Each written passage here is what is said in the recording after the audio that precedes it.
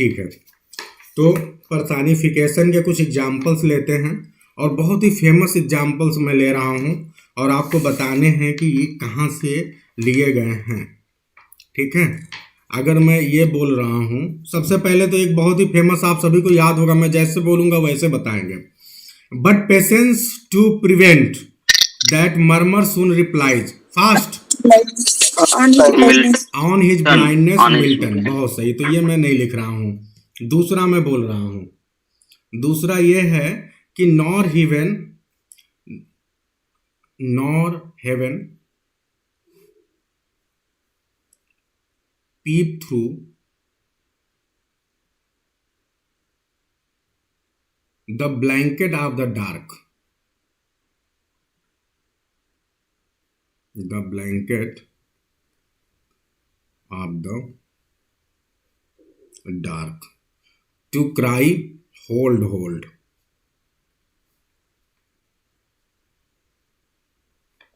बताइए ये किस पोयम का हो सकता है?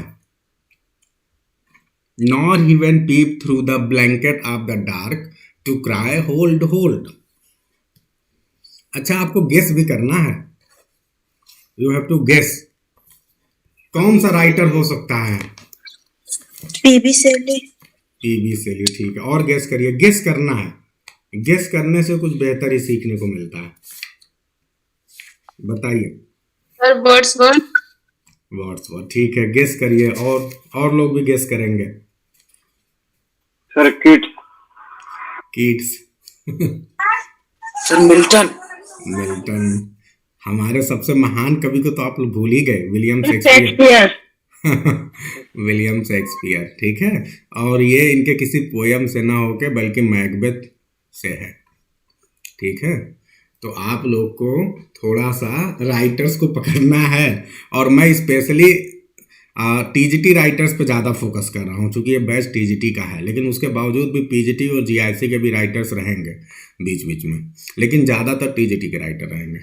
तो nor heaven peep through the blanket of the dark to cry hold hold, ठीक है, ये एक्चुअली संभवतः जो है एक्ट 2 का कोई सीन है, जब मैकबेथ जो है हत्या कर चुका है या करने वाला है, तो ये आपको ध्यान देना पड़ेगा। जैसे ये मैंने अभी लिखा है, तो अब आप अगला आपका स्टेप क्या होगा कि आप इस चीज़ को नोट करके और आप इसको फिर सर्च करोगे इंटरनेट पे, या आपके पास मैकबेथ का ऑलरेडी मैंने जो है ट्रांसलेट पूरा टेक्स्ट शेयर कर चुका हूँ मैं, तो वहाँ से आप जरूर सर्च करिए कि ये लाइन कहाँ की है।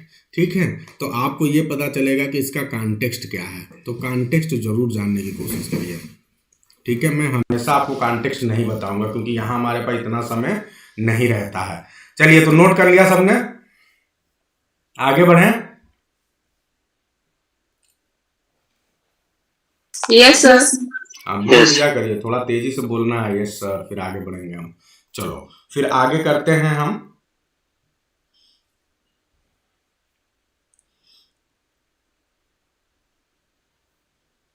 हाउ स्वीट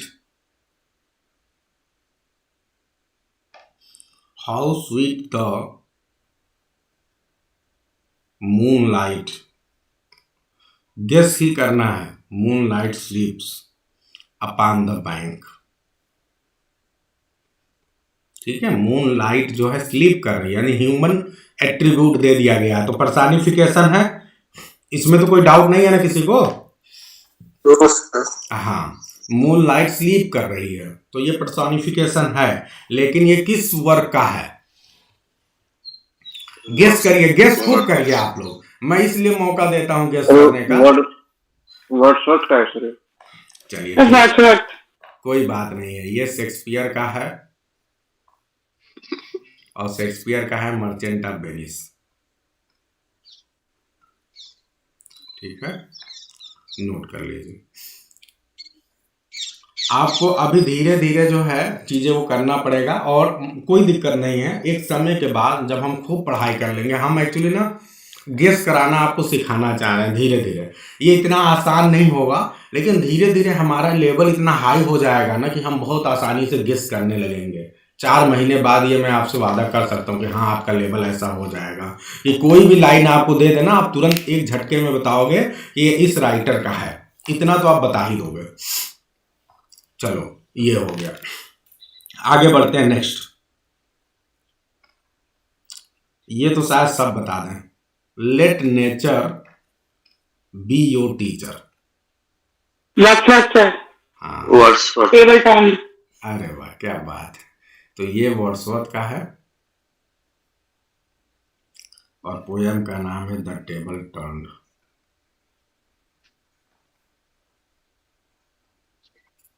ठीक है, नोट कर लिया, करते जाइए, आगे बढ़ते जाते हैं।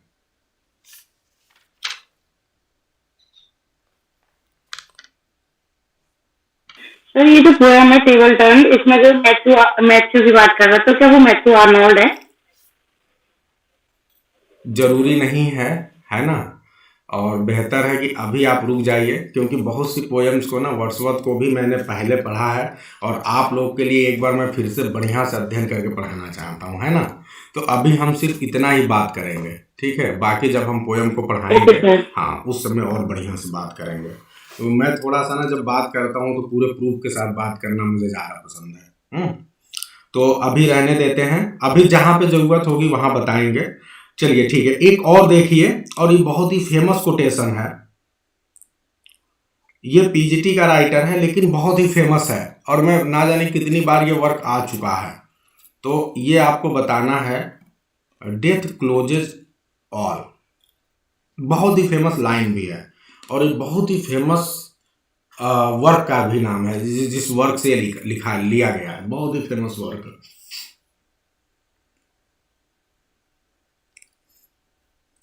ये सबको बताना है, क्योंकि ये पोएम भी बहुत ही इंपॉर्टेंट है, ये लाइन भी बहुत इंपॉर्टेंट है। कहते हैं ना कि आप बहुत कुछ सोच रहे होते हो कि ये करना है वो करना है, मटेरियलिस्टिक वर्ल्ड में हम कितना डूबे हुए हैं।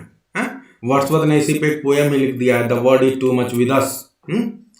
तो मतलब ये जो दुनिया है हम कितना खोए रहते हैं, लेकिन अचानक एक दिन ऐसा आता है जब हमारी मृत्यु होती है और सारी आपाधापी सब कुछ जो हम सोच रहे होते हैं सब एक झटके में खत्म हो जाता है, एक झटके में।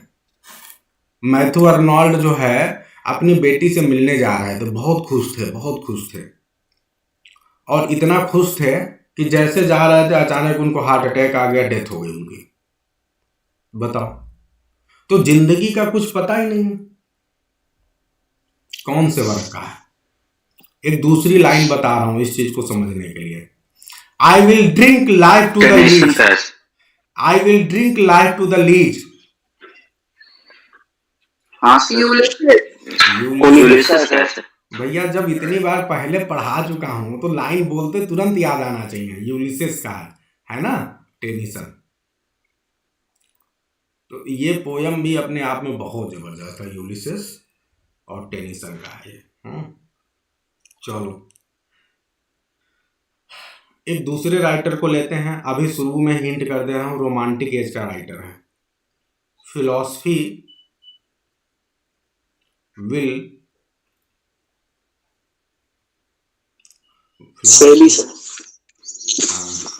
गेस किया आपने, लेकिन कभी कभी गड़बड़ा जाता है। Philosophy will clip angels wings. ये कीट्स का है और वर्क का नाम है लैमिया, नोट कर लीजिए। Philosophy will clip an angels wings, ठीक है, एंजल के विंग को क्लिप कर देगा, नोट कर लीजिए। और आप लोग प्लीज माइक ना ऑन करें, जब पूछा जाए तभी ऑन करें।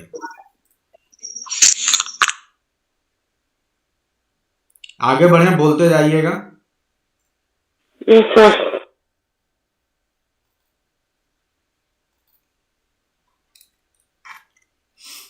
ठीक है, नेक्स्ट।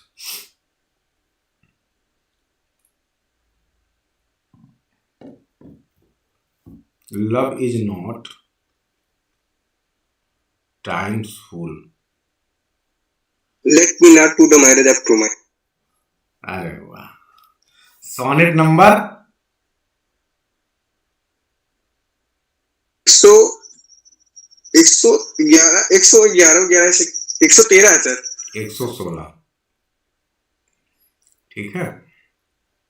ये नोट कर लीजिए, love is not time's fool, sonnet number 116 Shakespeare. ठीक है, शेक्सपियर के कुछ सोनेट बहुत ही इंपॉर्टेंट हैं। ठीक है, जब हम शेक्सपियर के सोनेट पढ़ाएंगे तो कम से कम 6 सोनेट ऐसे हैं जो आपको एकदम याद ही करने होंगे, और उसके अलावा बाकी के बारे में थोड़ा थोड़ा जानना है, कुछ लाइंस बता दी जाएंगी, क्योंकि अब शेक्सपियर से डिफिकल्ट क्वेश्चन कई बार बनाने लगा है कि सोनेट नंबर को सोनेट की पहली लाइन से कनेक्ट करने के लिए बोलता है। एक क्वेश्चन आ चुका है, तो अगर आपको सोनेट की पहली लाइन नहीं याद है तो आप सोनेट नंबर को कनेक्ट कैसे करोगे? तो ये क्वेश्चन भी अगर एग्जाम में आएगा तो थोड़ा आसान नहीं होगा, तो हम अपने आप को उस तरह से लेके चलेंगे। तो जब ये let love is not time's fool है ना, टाइम पे ये बहुत अच्छा एक्सप्रेशन है, और पोएम का नाम आपको बताना है, मैं बस लाइन लिख रहा हूं, बहुत ही फेमस एक्सप्रेशन है। But at my back I always here. अच्छा, कुछ पोयम और कुछ राइटर इतने इंपॉर्टेंट होते हैं, राइटर ना बल्कि कह लीजिए पोयम, जैसे कोई राइटर है ना, उसका एक ही पोयम इतना इंपॉर्टेंट है कि वो पोयम हर जगह कोट किया जाता है। और मैं इस राइटर के इस पोयम को कोट कर भी चुका हूं पहले, फिर आ रहा हूं। But at my back I always here times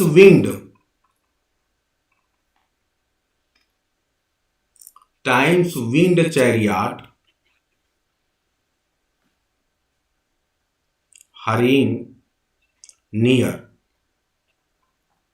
बहुत ही फेमस लाइन है, और मैं आप हेनरी मालवेल का है। बहुत सही। मैं आपको जब पढ़ा रहा, हाँ, मैं आपको एक दूसरा कोई फिगर आप इस चीज पढ़ा रहा था, तो मैंने इनके इस पोयम को तुलना किया था टीएस इलियट के द वेस्टलैंड से, अलूशंस पढ़ा रहा था तब।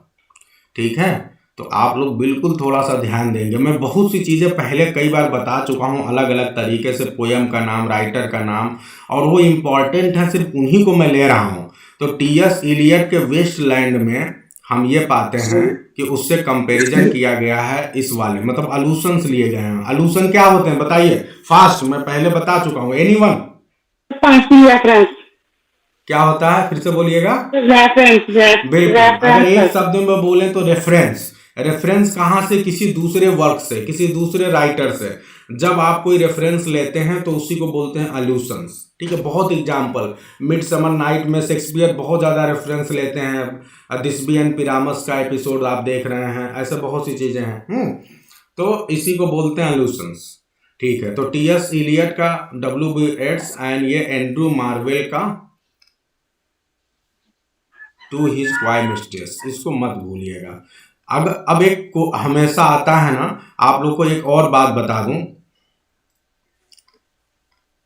इसमें भी पर्सनिफिकेशन है सर। बिल्कुल बिल्कुल, टाइम्स विंग्ड चैरियट।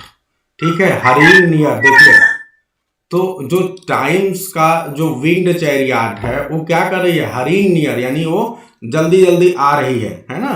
तो ये यहाँ पे ध्यान देना है कि यहाँ पे इसको एज अ पर्सोनिफिकेशन यूज किया गया है। अच्छा, अगर हम बात करें तो बहुत ही मतलब इसका एक फेमस एग्जाम्पल है, जैसे टाइम्स, ये एंड्रू मार्वेल का टू हिज क्वाई मिस्ट्रेस, या शेक्सपियर के ये और भी कुछ कई सोनेट्स हैं जिसको ये कंपेयर किया जाता है। एक कॉन्सेप्ट है, एक कॉन्सेप्ट आप लोग ध्यान रखिएगा, कार्पे डियम। कार्पे डियम का मतलब सबको मालूम है, कार्पे डियम। कार्पे डियम का मतलब होता है seize the day. Seize the day का मतलब यह है कि टाइम बहुत तेजी से भाग रहा है और आपको क्या करना है कि इंजॉय करना है, नहीं तो टाइम भागता चला जाएगा। ठीक है, तो जब आप ये पोएम को पढ़ते हैं टू हिज क्वाई मिस्ट्रेस, तो यहाँ पे पोएट जो है अपनी लवर को बार बार रिक्वेस्ट कर रहा है कि तुम इतना बहुत, जैसे पोएम जो है बहुत शर्मा रही है लव मेकिंग करने में, तो ये बार बार जो है जो पोएट है उससे रिक्वेस्ट कर रहा है कि टाइम बहुत तेज़ी से चल रहा है और तुम इतना ज़्यादा वो मत करो, नहीं तो फिर टाइम चला जाएगा। तो ये कार्पे डियम के थीम को बहुत अच्छे से यूटिलाइज किया गया है टू हिज क्वाई मिस्ट्रेस में। ठीक है, तो कार्पे डियम का ये one of the best example माना जाता है टू हिज क्वाई मिस्ट्रेस। तो यहाँ जो क्वाय मतलब होता है क्या, क्वाय मतलब साई, ठीक है, और मिस्ट्रेस मतलब जो भी उसकी लवर है। तो उसकी लवर जो है, जो प्रेमिका है, वो बहुत ही शाय नेचर की है। तो पोएट रिक्वेस्ट कर रहा है कि टाइम बहुत तेजी से भाग रहा है, तो इसलिए तुम शर्माना छोड़ दो और लव मेकिंग करो। ये है।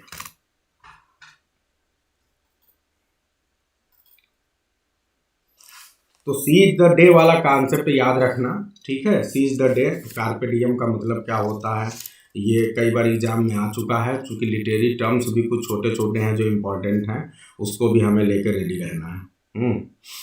अच्छा, अब जो है मैं एक और वर्क का नाम लिख रहा हूँ, पोएम की लाइन बताना है। The flowers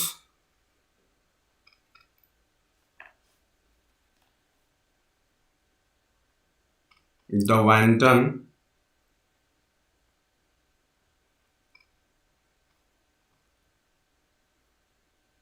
जेफायर्स choose. अब ये कोई रेफरेंस में आया है ना।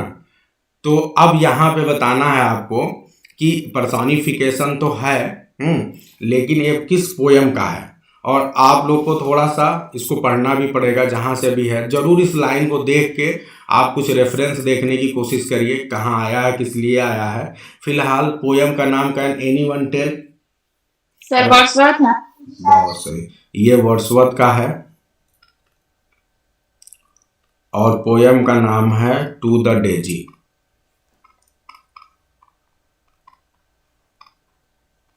ठीक है, तो ये नोट कर लें फास्ट। अब इन लाइंस को थोड़ा सा आप लोग काम करिएगा, क्योंकि हमें अभी बहुत सी चीज़ें बतानी है, तो एक्सप्लेन करने का समय नहीं है। आप लोग बस फटाफट जो है देखते जाइएगा। आपका काम है कि अगर आप इन लाइंस को सर्च करेंगे तो आपको ये पता चलेगा कि कहाँ की है, पोयम में कहाँ पे आई हुई है। तो ये अभी से थोड़ा थोड़ा चीज़ें क्लियर होता रहेगा, और जब हम पोयम को पढ़ेंगे तो बहुत अच्छे से काम आएगा हमारे। चलिए नेक्स्ट, बस एक पोयम और बताना है आपको, एक और लाइन है, शायद ये आप लोग तुरंत बता दें। ये बहुत ही फेमस पोयम है। Thine azure sister of the spring shall blow. नहीं समझ में आया? Her clarion over the dreaming earth. मैंने आप लोग को एक टेक्निक बताया था कि जब भी मैं कोई लाइन लिखूं, अगर लाइन को शुरू से न लिखूं तो समझ जाइएगा कि ये उसी लाइन का पार्ट है। तो मेरे स्क्रीन की मजबूरी है, तो आप लोग उसी लाइन में लिख सकते हैं अगर आपके पेज में स्पेस हो। तो इसी प्रकार ड्रीमिंग अर्थ, ये 2 लाइन का है stanza. Ode to west wind क्या है? बहुत सही, ये शैली के ओड टू वेस्ट विंड का, और ये उसकी one of the most famous lines है। ठीक है, तो अगर आपने पढ़ा है तो ज़रूर आपको मालूम होना चाहिए, है ना। और नहीं भी मालूम है तो आज जान लो और इसे नोट कर लीजिए, याद करना है आपको। ठीक है, तो बस इतना ही रखते हैं। और बहुत से राइटर्स हैं जो कि आपके इस एग्ज़ाम के लिए पॉपुलर नहीं हैं। ठीक है, कुछ और हैं, उनको मैं अभी नहीं बता रहा हूँ, उनको मैं बाद में ग्रुप में भेज दूंगा। ठीक है, तो थोड़ा सा आगे बढ़ते हैं, क्योंकि आज हमारा लगभग 15 मिनट शुरुआत में आपको कुछ बताने में चला गया। तो अब जल्दी से हम जो है पर्सनिफिकेशन के डिफरेंट टाइप्स की बात करते हैं। नोट कर लिया आप लोगों ने, इससे आगे बढ़ें? Yes sir.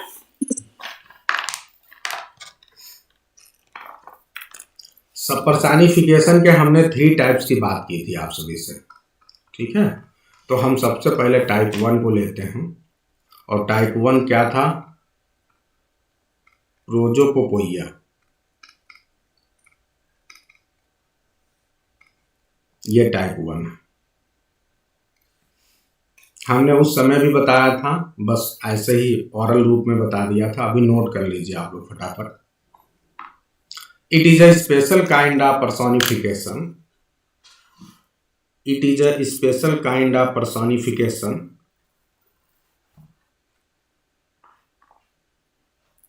where a dead or absent where a dead और absent person comma sir where के बाद फिर क्या बोले हैं? Where a dead DEAD dead और absent person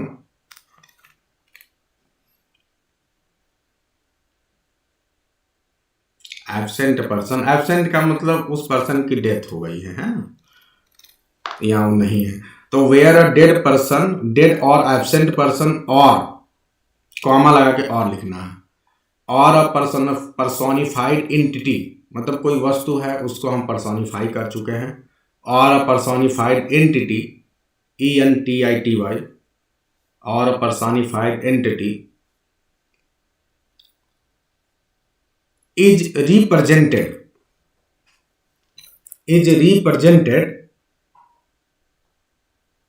as speaking, is represented as speaking।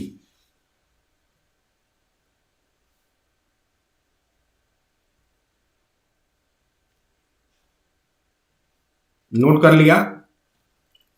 It is a special kind of personification where a dead or absent person or a personified entity is represented as speaking। ठीक है। अब मैंने आप लोग को एक example बताया था, शेली का बहुत ही फेमस पोयम है द क्लाउड, और उसमें आपने क्या पढ़ा था? पूरे पोयम में इसका यूज किया गया है, क्योंकि जो क्लाउड है ना ये ऐसा लग रहा है जैसे बोल रहा है। ऐसे ही तो लाइन है, I am the daughter of earth and water, daughter of earth and water। ठीक है, मैं डॉटर हूं अर्थ एंड वाटर का। I am the nursling of the sky and the nursling of the sky। ठीक है, तो ये ऐसे पोयम चलती जाती है और जो क्लाउड है अपने बारे में बताती रहती है। फिर उसके बाद की लाइन भी आप लोग को बहुत इंपॉर्टेंट है, याद रखना चाहिए कि I pass through the pores of ocean and shores. ये भी लाइन इंपॉर्टेंट है, लिख रहा हूं। I pass through the pores of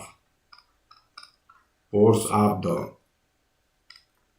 ocean and source। I change but I cannot die।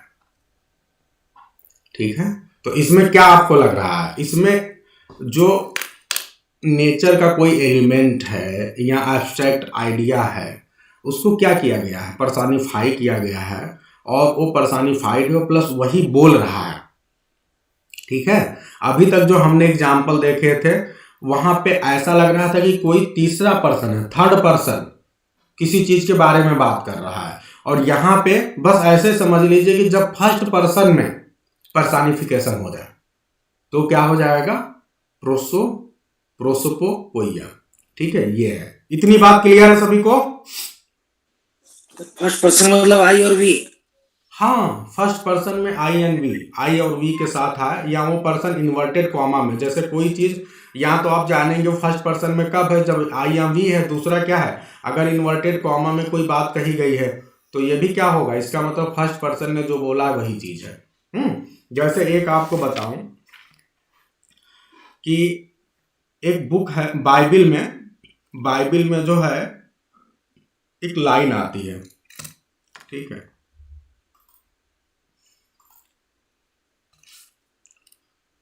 Bible में एक रेफरेंस है, वहां पे एक आर्गुमेंट किया जा रहा है। ठीक है, तो आर्गुमेंट में क्या हो रहा है कि एक सेंट पॉल नाम का कैरेक्टर है, ये आर्गुमेंट में बता रहे हैं, ये कह रहे हैं कि इफ द फूट शैल से, देखो ध्यान दीजिए, ये बता रहे हैं, हालांकि ये थर्ड पर्सन के रूप में स्टार्ट हो रहा है। इफ द फूट शैल से, ध्यान देना। तो इंट्रोड्यूस तो किसी और के द्वारा किया गया, सेंट पॉल बोल रहे हैं इस बात को, लेकिन ध्यान रखना कि ये जो बात बोल रहे हैं ये कॉमा इन्वर्टेड कॉमा में बोल रहे हैं, और जब ये कॉमा इन्वर्टेड कॉमा में बोल रहे हैं इसका मतलब ये जो फुट है इसी को रिप्रेजेंट कर रहे हैं। और क्या बोल रहे हैं कि because I am not hand, ध्यान दीजिए, because I am not hand, I am not hand, I am not of the body, I am not of the body. अब यहां पे क्या हो गया ये समझना है। अब ये ऐसे पूरा मतलब लाइन है, is it therefore not of the body and if the ear shall से, ठीक है। तो मतलब ये लाइन एग्जैक्टली जो है फुट बोल रहा है, फुट की बात को इन्होंने देखिए कॉमा इन्वर्टेड कॉमा में लिखा है। तो यानी ये क्या हो गया, ये फर्स्ट पर्सन है, यानी फूड को कुछ बोलते हुए दिखाया गया है, फूड को पर्सोनिफाइड कर दिया गया है और वो बोल रहा है। तो यहाँ पे क्या हो गया, प्रोसोपोपोइया। क्लियर हो रही है इतनी बात?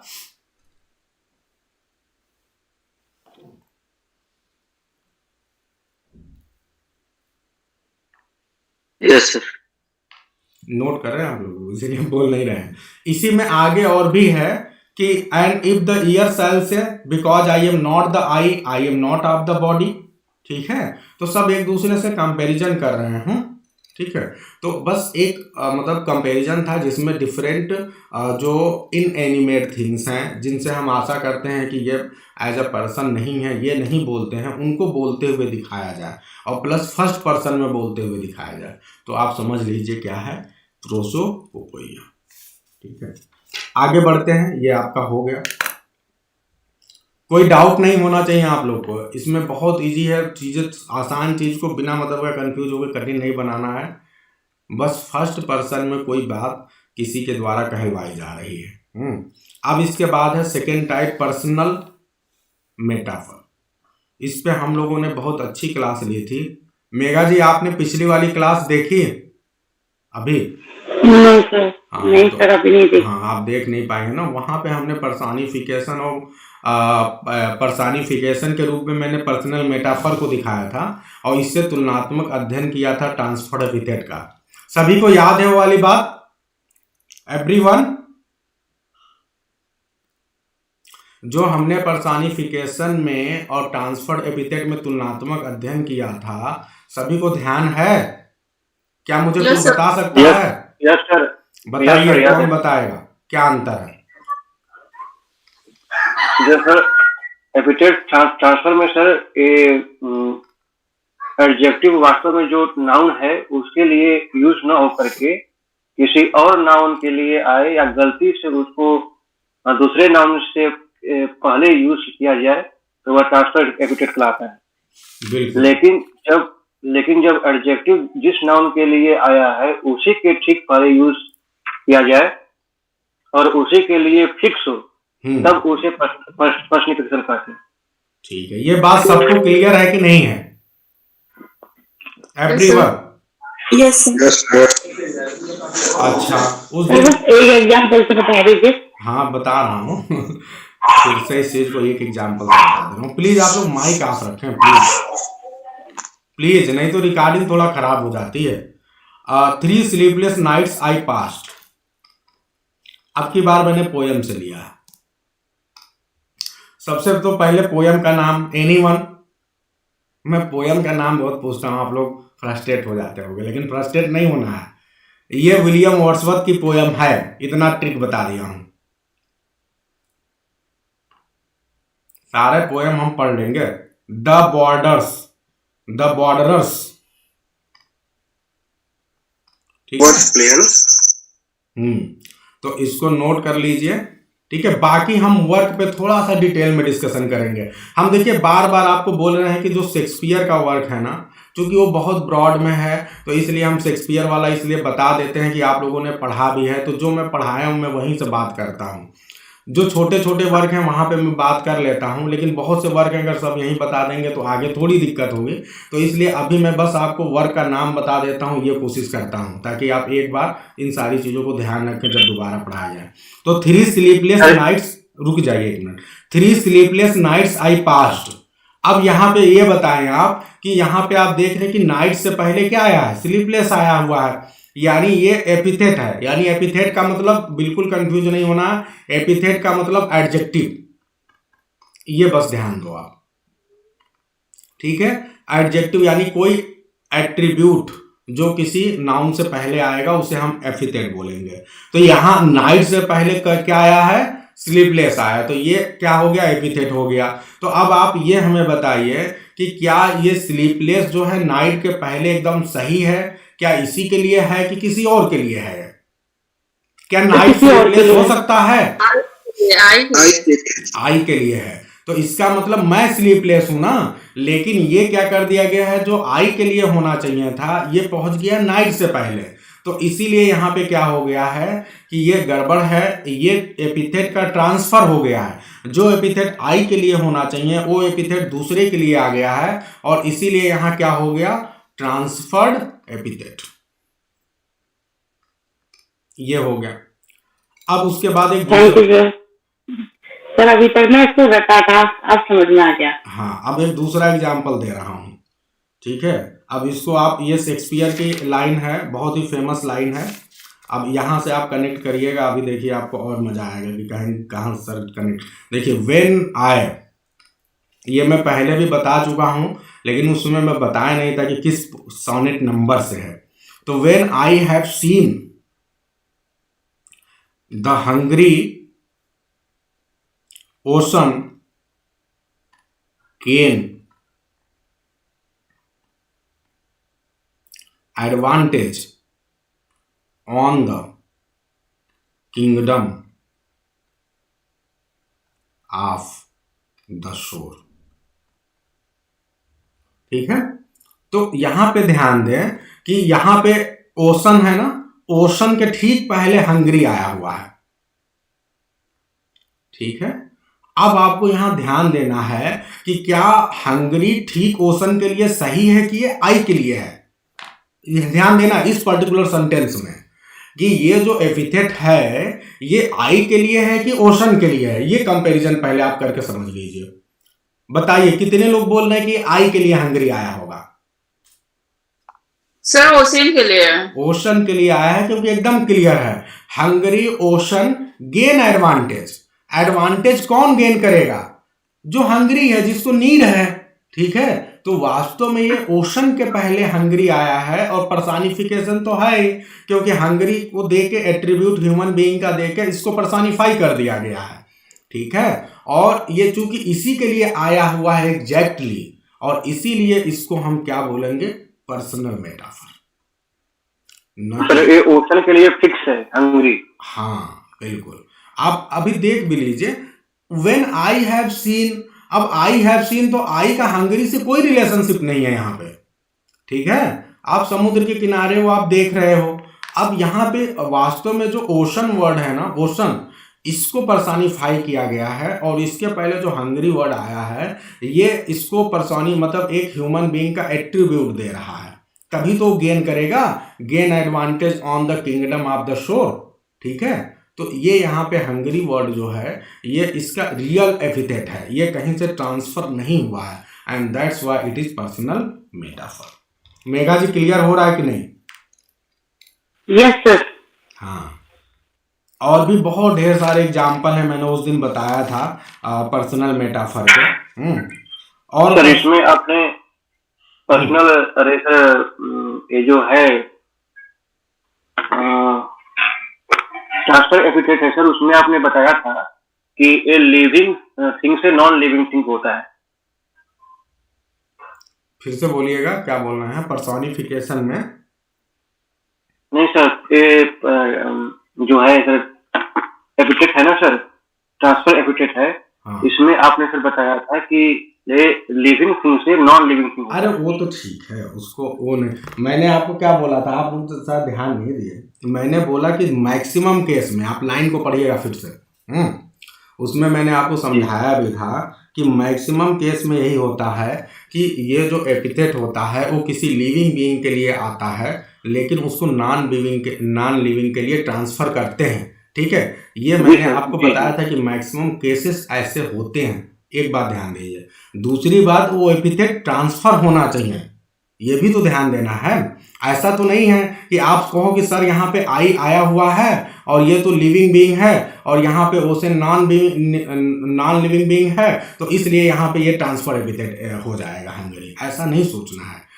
जब उस तरह की सिचुएशन आएगी, एक तो मतलब केसेस मैंने बताया कि मैक्सिमम केसेस ऐसे होते हैं कि जो ह्यूमन बीइंग की क्वालिटी है वो वास्तव में किसी नॉन लिविंग बीइंग या कोई एब्स्ट्रैक्ट आइडिया है उसके पहले लगा दी जाती है, लेकिन वो वास्तव में एपिथेट उसके लिए आया नहीं है और रॉन्गली यूज किया जाता है। जैसे मैंने आपको एक और एग्जाम्पल याद किया था, टॉमस ग्रे का वो जो पोयम है, याद करिए उसकी लाइन क्या थी एग्जैक्टली, बताइए। The ploughman And in the recent country church. The ploughman homeward, ठीक है, कंफ्यूज मत हुआ करिए, homeward plods plods his weary way, एकदम बहुत ही क्लियर है, वेरी वे। तो अब बताइए क्या रास्ता वेरी हो सकता है? जो रास्ता है वो तो नो वेरी, सर।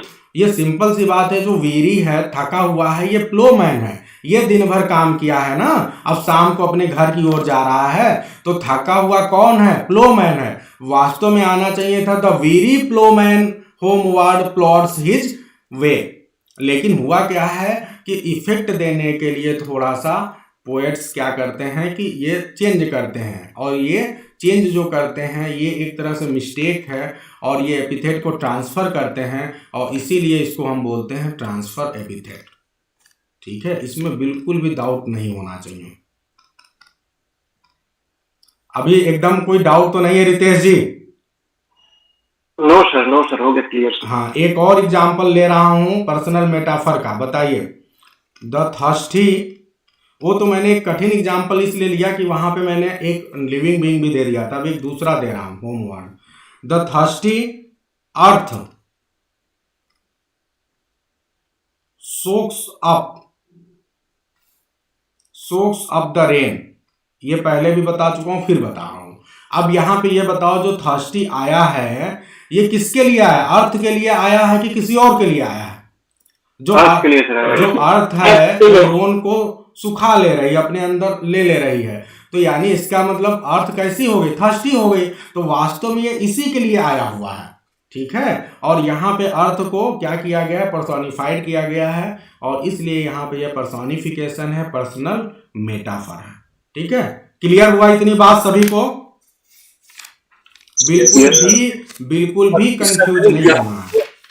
हाँ, अब एक चीज बस बता दीजिए, एक मिनट, अब ये बता दीजिए, चूंकि ये फेमस, ये पोयम किसी एक फेमस, ये लाइन किसी एक फेमस पोयम का है, तो उस पोयम का नाम भी अब जान ही लो जब इतना आ गया है। एक पोयम, ये अब्राहम काउली एक बहुत ही फेमस राइटर हैं।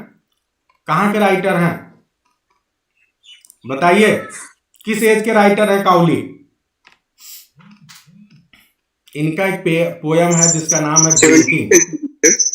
इनका नाम, पोयम का नाम है ड्रिंकिंग, जहां से लाइन लिया गया, द थर्स्टी और socks of the rain.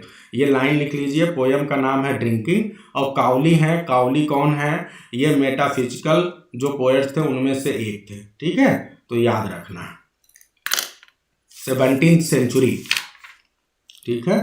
Writers के भी नाम याद रखिए, क्योंकि आपके एग्जाम में अगर ये पूछ दिया कि ये बताओ काउली किस एज के राइटर हैं, तो आप तो वहां कंफ्यूज हो जाएंगे। तो याद रखना है किस एज के राइटर हैं? 17th सेंचुरी, और 17th सेंचुरी के बिगनिंग में ये लोग थे। आगे बढ़े सर। Yes sir. सर एक सेकंड सर, कह रहे हैं सर, अगर ये हम इसको ऐसे बोले, earth soaks of the thirsty rain, तो ये ट्रांसफर एपिथेट हो जाएगा? यहां भी ट्रांसफर एपिथेट नहीं होगा। अपने मन से आप क्यों चेंज कर रहे हैं? मन से चेंज करेंगे तो कुछ भी हो जाएगा, है ना।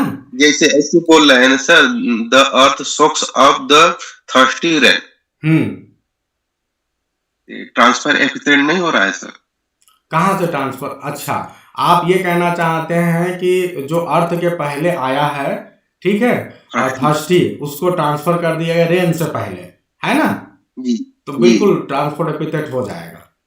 ठीक है, लेकिन ऐसे एग्जाम्पल आते नहीं हैं। एग्जाम्पल वही आते हैं जो पोएट को लगेगा कि हाँ यहाँ पे मैं करके कुछ अच्छा पा रहा हूँ, करके मिरेकल थोड़ा हो रहा है, थोड़ा सा सुनने में अच्छा लग रहा है ना। बिल्कुल ट्रांसफर एपिथेट है अगर आप ये बोलना चाहते हैं, क्योंकि जो अर्थ है उसके पहले थर्स्टी आना चाहिए, लेकिन ये आ गया है किसके पहले, रेन के पहले, तो बिल्कुल यहाँ पे जो एपिथेट है उसका ट्रांसफर हुआ है। क्लियर है? मनोज जी पूछ रहे थे। सर हम ये पूछ रहे थे हम्म कि जो पर्सनल मेटाफर एग्जाम्पल समझ में आया, इसका सर परिभाषा कैसे डिफाइन करेंगे? अब वो हम बता रहे हैं ना, नोट करिए। एग्जाम्पल समझ में आ गया सर? समझ में आ गया ना, जल्दी से नोट करिए। लिखिए, personal metaphor is the name given to, personal metaphor is a name given to a specific type of personification. Personal metaphor is the name given to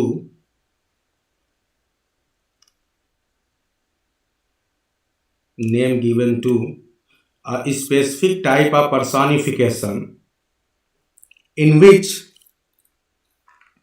a specific type of personification in which an element of nature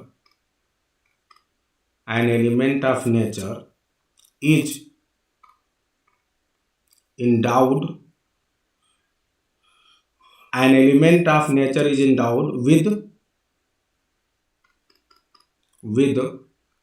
personality,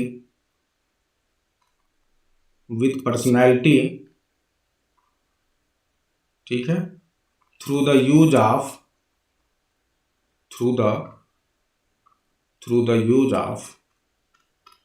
adjectives,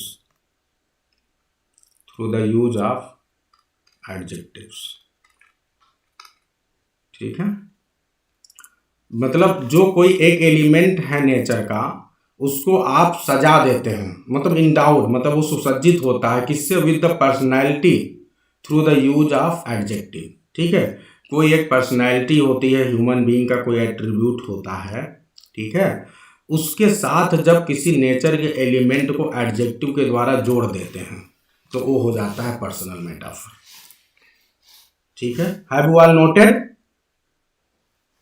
yes sir. Yes sir. कुछ example और मतलब बड़े बड़े नहीं, छोटे छोटे word में लिख रहा हूं। जैसे आपने बोला फ्राउनिंग स्काई, क्या बोला? फ्राउनिंग स्काई, सिर्फ ऐसे समझ लीजिए। तो स्काई को क्या दे दिया गया है, उसके पहले एक एडजेक्टिव आ गया है जो कि ह्यूमन बीइंग का एट्रीब्यूट है, और ये इसको और ज़्यादा पावरफुल बना दे रहा है कि स्काई कैसी है, फ्राउनिंग है, यानी बहुत गुस्से में, अपनी भावों को बहुत ज़्यादा वो कर रही है। ठीक है, तो फ्राउनिंग स्काई। फिर उसके बाद से क्या है, सलेन सी। ठीक है, एक और है थ्रेटेनिंग स्टॉर्म,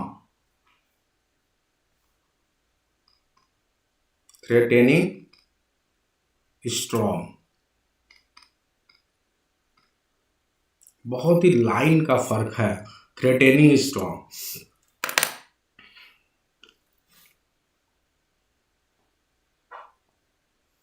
और मैंने आपको यही बोला था कि जब आप इस तरह के दो सेंटेंस आ जाए, आप कंफ्यूज हो जाए, तो सिर्फ आपको यही क्वेश्चन पूछना है कि ये जो एडजेक्टिव आया है, ये जो एपिथेट आया हुआ है, फ्राउनिंग स्काई या थ्रेटेनिंग स्टॉर्म, ये आया है किसके लिए?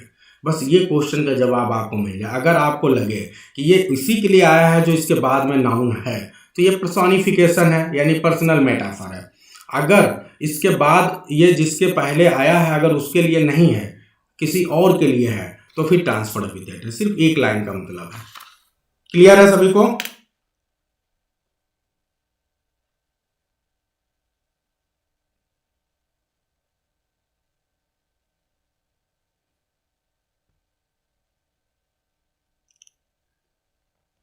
क्लियर है कि नहीं? अब एक बात समझिए यहाँ पे, जैसे जैसे आपको ये लगे कि एक छोटी सी बात समझिए यहाँ पे, जब भी मेटाफर की बात करते हैं आप, तो मेटाफर, अब आप लोग के दिमाग में आ रहा होगा सर मेटाफर मेटाफर लिखा है पर्सनल मेटाफर, लेकिन मेरा साउंड ऑफ है क्या? नहीं सर, अब आने लगी बीच है। में चला गया था सर, अब आ रही है, बीच में चली गई थी। आ रही है सर आवाज। तुरंत बता दिया करिए आप लोग, है ना। एक बात समझिए, फिर से थोड़ा सा कुछ और थोड़ा डीप जाइए। जब आप मेटाफर की बात करते हैं तो मेटाफर का मतलब क्या होता है? आप सभी को याद होगा कि मेटाफर में कंपैरिजन हमेशा होता है ना, ठीक है। तो यहाँ पे जो कंपैरिजन है वो थोड़ा सा इम्प्लिसिट है, मतलब इम्प्लिसिट का मतलब दिखाई नहीं देगा, ठीक है। जैसे आप लोग को याद होगा जब हमने मेटाफर बताया था तो कई कंपैरिजन बताया था। जैसे मैंने एक और बताया था, थोड़ा आप डीप समझ ही रहे हो तो समझ लो। I will drink life to the lees. तो यहाँ पे ये ध्यान दो कि जब यहाँ पे हमने बोला, मेघा जी बताइए यहाँ पे क्या मेटाफर है तो कहाँ पर है? अच्छा, जिसको जल्दी वो जाके वो छोड़ सकता है, बाद में रिकॉर्डिंग देख लेना, ठीक है। मनोज जी आपको जाना है तो आप जा सकते हैं। अब एग्जाम्पल, चलिए मेघा जी बताइए आप, यहाँ पे आपको पर्सनिफिकेशन कहाँ लग रहा है? सर लाइफ, वो I will drink life. Metaphor कहाँ है? मेटाफर मतलब कंपैरिजन दो चीजों में। ये life to the beach. Sir यहाँ पे ये लीज से है सर, लीज एकदम अंतिम तक पीता हाँ, है। मैंने जब क्लास ली थी तो बताई थी आपको कि एक्चुअली ना यहाँ पे जो ड्रिंक है ना, ये मेटाफर को यही रिप्रेजेंट कर रहा है, वर्ब की तरह है, लेकिन ये बता रहा है कि किस चीज़ को ड्रिंक करने की, एल्कोहल की ड्रिंक करने की बात हो रही है। और लीज का मतलब क्या होता है, मैंने उसी दिन बताया था कि जो सेडिमेंट्री होता है, जब हम कोई चीज़ पीते हैं, चाय पीते हैं या लिक्वर पी रहे हैं, तो लास्ट में कुछ थोड़ा बहुत जो भी उसका अवशेष बचता है उसी को लीज बोलते हैं। तो ये बोल रहा है कि I will drink life to the lees, यानी यहाँ लाइफ को लिक्वर से तुलना किया गया है जी, लिक्वर, ठीक है। लाइफ को लिक्वर से तुलना किया गया है, ठीक है। और मेटाफर क्या है यहाँ पे? लाइफ, लिक्वर, ये दोनों में तुलनात्मक अध्ययन हो रहा है। तो जब इन दोनों में तुलनात्मक अध्ययन हो रहा है तो ये कह रहा है कि जैसे हम लिक्वर को पीते हैं तो एकदम एंड तक पी जाते हैं, उस समय तक जब तक कि उसमें कुछ न बचे सिवाय लीज के, यानी अवशेष के, सेडिमेंट्री पदार्थ के। इसी तरह मैं लाइफ को ऐसे जीना चाहता हूँ कि इसमें अब कुछ न बचे, जब तक कि मेरी डेथ ना आने वाली हो, उस अवस्था तक जितना कि 100% हम लाइफ को जी सकते हैं, 100% एडवेंचर कर सकते हैं, मैं उस लेवल तक जाके लाइफ को एडवेंचर करूँगा। ये था, ये यूलिसेस की पोएम की बहुत ही इंपॉर्टेंट लाइन है, लेकिन लोग इसमें नहीं बता पाते हैं क्योंकि इस लेवल तक वो डीप पढ़ते नहीं है मेटाफर को, ठीक है। अब यहाँ ध्यान दीजिए कि जब आप बोल रहे हैं कि फ्राउनिंग स्काई, या दूसरा वाला, चलिए फ्राउनिंग स्काई कर लेते हैं। तो फ्राउनिंग स्काई का मतलब यहाँ पे क्या हुआ कि यहाँ पे भी मेटाफर है। क्यों? क्योंकि ये जो फ्राउनिंग वर्ड है ये मेटाफर को दिखा रहा है। और ये किसकी क्वालिटी है? फ्राउनिंग की। फ्राउनिंग की क्वालिटी क्या है? एक पर्सन की क्वालिटी है ना, एक पर्सन जो बहुत इरिटेट हो जाता है उसकी क्वालिटी है।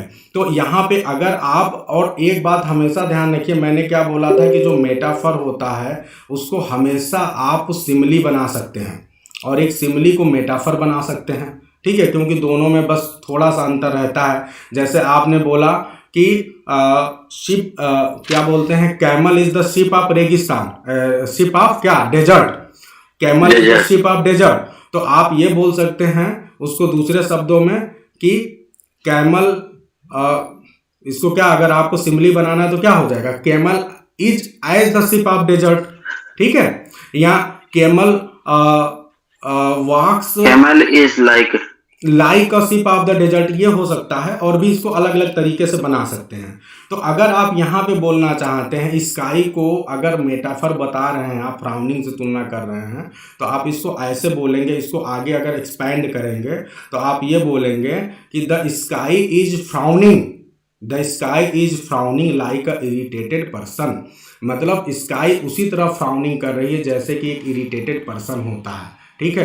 तो ये थोड़ा सा जब आप उसको फैलाएंगे ना तब आपको समझ में आएगा यस किस तरह से तुलना की जा रही है। तो फ्राउनिंग स्काई का मतलब ये है कि जो पर्सन है, पर्सन जब गुस्से में है, इरिटेट है, तो वो फ्राउनिंग कर रहा है, उससे इससे मेटाफर की तरह तुलनात्मक अध्ययन हुआ है, ठीक है। तो स्काई की अवस्था बिल्कुल वैसी है जैसे एक फ्राउनिंग पर्सन की है, एक इरिटेटेड पर्सन की है। ये यहाँ पे मेटाफर है।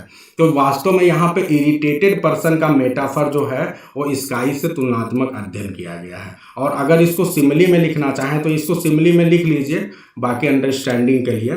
तो इसको नोट कर लीजिए कि the sky is frowning like an irritated person.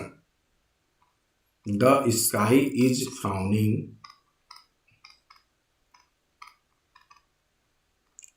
Like a irritated person. Note कर लीजिए इसको जल्दी से। सर हाँ सर इसका मतलब ये हुआ कि ये जो सर इसमें बता रहे हैं आप, तो हमको जहाँ तक समझ में आ रहा है सर कि मानवीय गुण का जो संबंध है वो किसी इनएनिमेट थिंग से जोड़ा जाएगा। बिल्कुल बिल्कुल, स्पेशली नेचर के एलिमेंट से। स्पेशली नेचर के लिए। जी सर जी जी। बस, और इसमें ज्यादा मत समझिए, अभी ज्यादा पढ़ेंगे तो आप कंफ्यूज होंगे। अभी इतना पढ़िए, फिर हम लोग डिस्कस करते रहेंगे, ठीक है। और लास्ट वाला हम लोग कर लें पैथेटिक फैलेसी। पैथेटिक फैलेसी भी कर लेते हैं, नहीं तो फिर बचा रह जाएगा। करें कि ना करें, जल्दी बताइए आप लोग। करिए सर, सर कर लीजिए, नहीं तो छूट जाएगा। फिर हम लोग कल एग्जाम्पल करेंगे, आज कम से कम रूल लिख लीजिए। पैथेटिक फैलेसी के लिए नियम लिख लीजिए, डेफिनेशन लिख लीजिए जल्दी से। लिखिए, another kind of personification where another kind of personification where nature is portrayed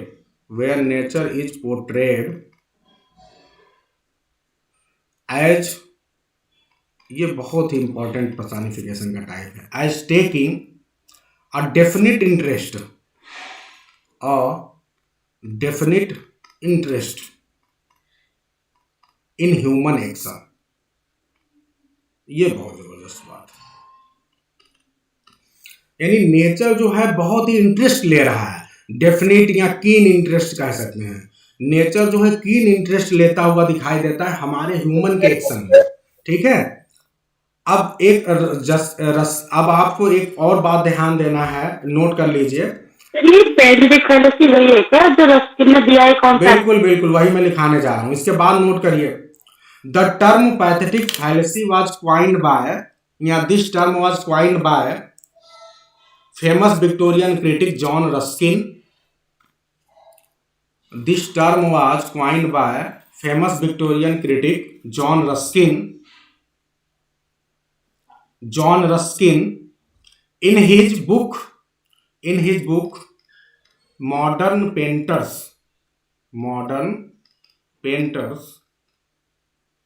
volume 3, 1865।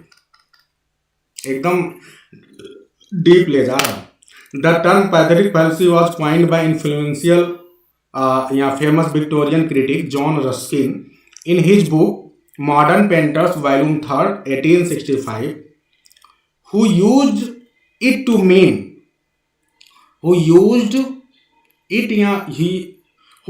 the term to mean, क्या मीन करने के लिए लिखा? False emotion. किसी का छोटा तो नहीं है। Who used, मैं फिर से बोल रहा हूं, who used it to mean false emotion. Screen पे लिखा हुआ है फॉल्स इमोशन। लिख लिया सबने? आगे बढ़ें।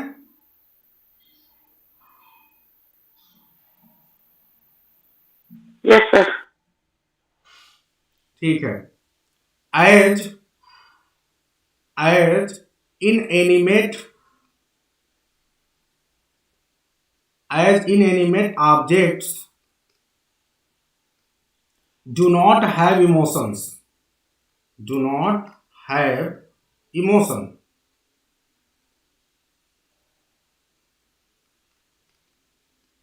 ब्रैकेट में लिखिए pathos.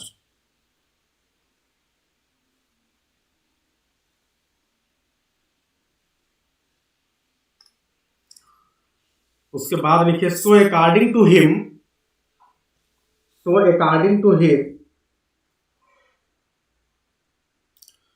So according to him, the attribution of feeling and motives, the attribution of feelings and motives, motives, feeling and motives, to them का मतलब ब्रैकेट में इनएनिमेट ऑब्जेक्ट्स लिख सकते हैं. To them is a kind of falseness, और bracket में लिखिए फाइलेसी, is a kind of falseness, bracket में लिखिए फाइलेसी और एरर. नोट हो गया. So according to him, the attribute Last line.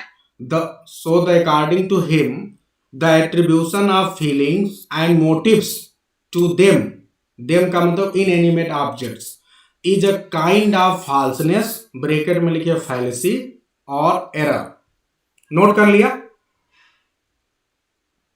Yes, sir. अब ध्यान दीजिए, यानी जॉन रस्किन साहब ये मानते थे, क्योंकि साइंस के मानने वाले थे, तो उनको ये लगता था कि ये जो राइटर्स हैं तो बहुत गड़बड़ कर रहे हैं, नेचर को ऐसा दिखा दे रहे हैं कि नेचर रो रही है, नेचर हंस रही है, जैसे हम ह्यूमन बीइंग कभी दुखी हैं. जैसे मिल्टन की आप पोएम्स को पढ़िए तो आप देखते हैं जब जो एडम एंड ईव हैं, तो जब ईव जो है उस फॉरबिडन ट्री के फ्रूट को खाने लगती हैं तो उस समय पूरी नेचर रो रही है, अर्थ रो रही है, हर कोई रो रहा है, नेचर के एलिमेंट्स को रोता हुआ दिखाई दे रहा है. तो ये कह रहे हैं तो फाल्सनेस है, ऐसा तो हो ही नहीं सकता. जो इनएनिमेट ऑब्जेक्ट हैं, जो प्रकृति है, वो रो कैसे सकती है, लेकिन फिर भी ऐसा दिखाया गया है. तो जो पैथॉज हैं, जो इमोशंस हैं, जो मोटिव्स हैं, जो ह्यूमन बीइंग के हैं, मोटिव्स मतलब कोई स्ट्रांग जो चीज़ें होती हैं ना, इमोशंस होते हैं, तो ये सब चीज़ें जो हैं ये तो ह्यूमन बीइंग के लक्षण हैं. तो यानी ये जो है गलती से नेचर के द्वारा दिखाया जा रहा है, और इसलिए क्या है, ये फॉल्स इमोशन है, ये एक तरह से एरर है. ठीक है. और इसलिए जो है हमें जो है इस एरर को जो है एक्सप्लेन करने के लिए जहाँ जहाँ इस तरह के एरर आ रहे हैं उसको इन्होंने बोला ये पैथेटिक फैलेसी है. अच्छा, एक बात ध्यान रखना कि कुछ बुक्स में पैथेटिक फैलेसी को केवल इस सेंस में यूज किया जा रहा है कि ये केवल जो है लोगों के मतलब जब नेचर इस तरह से दिखाई दे कि केवल रो रही है, दुखी है, तब केवल पैथेटिक फैलेसी है. लेकिन ऐसा नहीं है, क्योंकि बहुत से ऐसे एग्जाम्पल्स हैं जहाँ पे नेचर रो नहीं रही है, इंजॉय कर रही है, खुश है, तो खुशी वाले पल दिखाए जा रहे हैं ना, उसको भी हमें पैथेटिक फैलेसी के ही कैटेगरी में लेना है, क्योंकि उसके लिए हमें अलग से कोई कैटेगरी अभी बनी नहीं है. तो एक काम करिए, जल्दी से जॉन रस्किन का एक जो डेफिनेशन एग्जैक्टली वो लिख लीजिए. इसी के साथ ये क्लास हम एंड करेंगे. अब लिखिए, according to John Ruskin,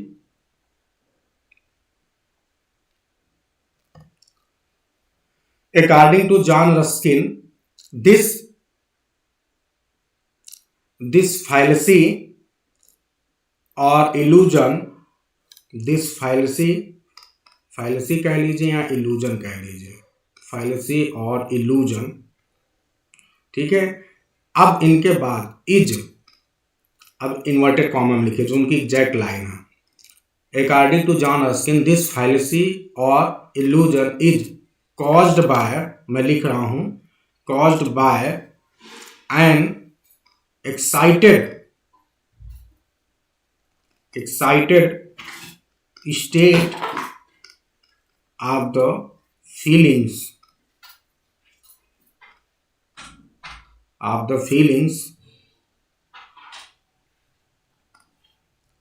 when the mind, screen पे दिख रहा है, when the mind is borne away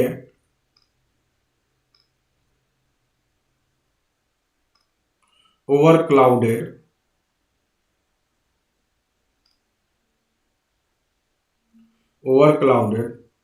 or over dazzled by emotions. बस इस डेफिनेशन को याद रखो, फिर कोई दिक्कत नहीं होगी. तो रस्किन ने क्या कहा कि जब हमारा ये कब होता है, ये फाइलेसी तभी होता है ना जब हमारा माइंड बहुत ही पूरी तरह से क्या हो जाता है, एक्साइटेड स्टेज में आ जाता है। और जब एक्साइटेड स्टेट में आ जाता है तो उस समय जो हमारी फीलिंग होती है, हम उसे जब प्रेजेंट करते हैं तो वो जो है पैथेटिक फाइलेसी की कंडीशन में होती है, ठीक है। क्योंकि उस समय हमारा माइंड पूरी तरह से ओवर क्लाउडेड होता है या ओवर डेजल्ड होता है हमारे इमोशन से। हमारा इमोशन इतना ज़्यादा हाई हो जाता है कि हम उस समय कुछ समझ नहीं पाते हैं और हम ये गलती कर देते हैं, ठीक है। इमोशंस को कुछ दूसरे तरह से रिप्रेजेंट करने लगते हैं, ठीक है। तो ये है डेफिनेशन। इतनी बात सभी को क्लियर है? Yes sir. Yes sir, yes sir. ठीक है, तो अच्छी तरह से याद रखना, ठीक है। अब देखिए एक एग्जाम्पल ले लीजिए, फिर आप लोग को बहुत अच्छे समझ में आ जाएगा।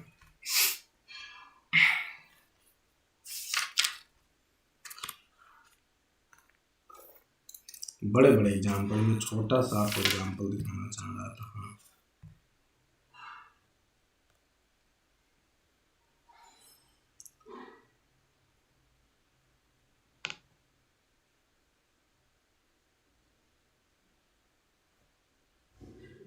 हाँ, हाँ चलिए ये देखिए, अर्थ फेल्ट द वुंड। अर्थ ने क्या किया? अर्थ ने वुंड को महसूस किया। And nature from her seat. अब देखो ये लाइन देखिए, शाइन मतलब आ भरते हुए,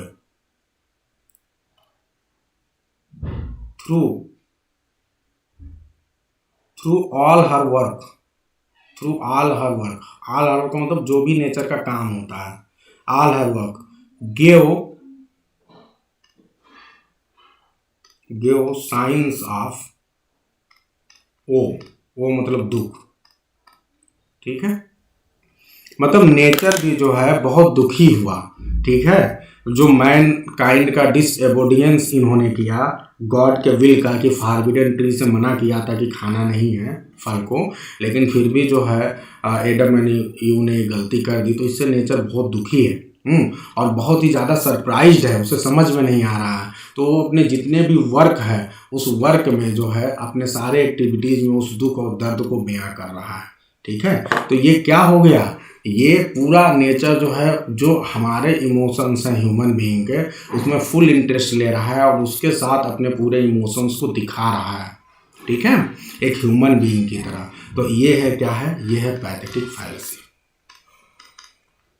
सर ये क्या है? फेल्ट द वुंड क्या है? अर्थ फेल्ट द वुंड। अच्छा वुड मैंने लिख दिया है, वुंड है वुंड, ठीक है, WOUND। जो मैं बोला कहूँ ध्यान देखिए, कई बार छोटी छोटी चीजें हो जाती हैं बाय मिस्टेक। सर इसकी एक बार पूरा रिपीट कर दीजिए सर डेफिनेशन। अच्छा ठीक है।